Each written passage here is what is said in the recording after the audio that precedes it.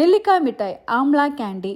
பெரிய நெல்லிக்காயில் சூப்பரான வீட்டிலே இன்ஸ்டண்ட்டாக கேண்டி செய்ய முடியும். சின்ன பசங்களுக்கு இதை ஸ்நாக்காக கூட கொடுக்கலாம். நெல்லிக்காய் பிடிக்காதவங்களுக்கு இந்த கேண்டி சாப்பிடலாம். நெல்லிக்காவை நல்லா வாஷ் பண்ணிட்ட அப்புறம் இது ஒரு 8 to 10 minutes நல்லா ஸ்டீம் பண்ணி எடுத்துக்கோங்க. ஸ்டீம் பண்ணிட்ட அப்புறம் இந்த விதை பார்த்திங்கன்னா அப்படியே தனியாக வந்துடும். எல்லாத்தையும் செப்பரேட் பண்ணிட்ட அப்புறம் ஆற வச்சுட்டு இதை வந்துட்டு நைஸ் பேஸ்ட்டாக அரைக்கணும்.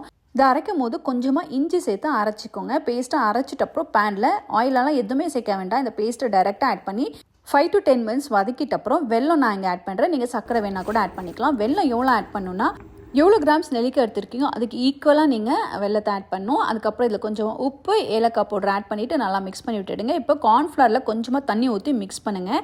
இதை வந்துட்டு இப்போ இந்த நெல்லிக்காய் பேஸ்ட்டில் ஆட் பண்ண போகிறோம். அப்போ தான் நமக்கு அந்த கேண்டி கன்சிஸ்டன்சி வரும். அதனால தான் கார்ன்ஃப்ளவர் ஆட் பண்ணுறோம். கடைசியாக 1 டேபிள் ஸ்பூன் கீ ஆட் பண்ணிவிட்டு இந்த மாதிரி மிக்ஸ் பண்ணிவிட்டு எல்லாம் ஒன்றா சேர்க்க மிக்ஸ் பண்ணுங்கள். பேன்லேருந்து ஒட்டாமல் வரும். அதுக்கப்புறம் பார்ச்மெண்ட் பேப்பரில் நான் கீ தடவி வச்சுருக்கேன். இந்த பேஸ்ட்டும் ஆட் பண்ணி அப்படியே வந்துட்டு மேலே இன்னொரு ஷீட்டு போட்டு நல்லா அதை ப்ரெஸ் பண்ணி விட்டுடுங்க. ஆறிட்ட அப்புறம் இந்த மாதிரி கட் பண்ணிக்கோங்க. ஆறிட்ட அப்புறம் கட் பண்ணிங்கன்னா இந்த கன்சிஸ்டன்சியில் இருக்கும். இது எப்படி இருக்குன்னா இலந்த வடை எல்லாம் இருக்குல்ல அந்த கன்சிஸ்டன்சியில் இருக்கும். ஏன்னா நம்ம வெல்லம் ஆட் பண்ணியிருக்கிறதுனால நீங்கள் சர்க்கரை கல்கண்டால் ஆட் பண்ணிங்கன்னா கன்சிஸ்டன்சி கொஞ்சம் மாறும். இது வந்து ஒட்டிகிட்டே இருக்கும். அதனால பவுடர் சுகர் போட்டுட்டு நல்லா மிக்ஸ் பண்ணி வச்சிட்டிங்கன்னா ஒட்டாமல் இந்த மாதிரி பாட்டிலில் தண்ணி எடுத்து சாப்பிடலாம். இது கிட்ஸுக்கு ஸ்நாக்காக கூட நீங்கள் கொடுக்கலாம். ரொம்பவே டேஸ்டியாக இருக்கும். ஸோ கண்டிப்பாக ட்ரை பண்ணி பாருங்கள். Happy cooking. Blessings to you all.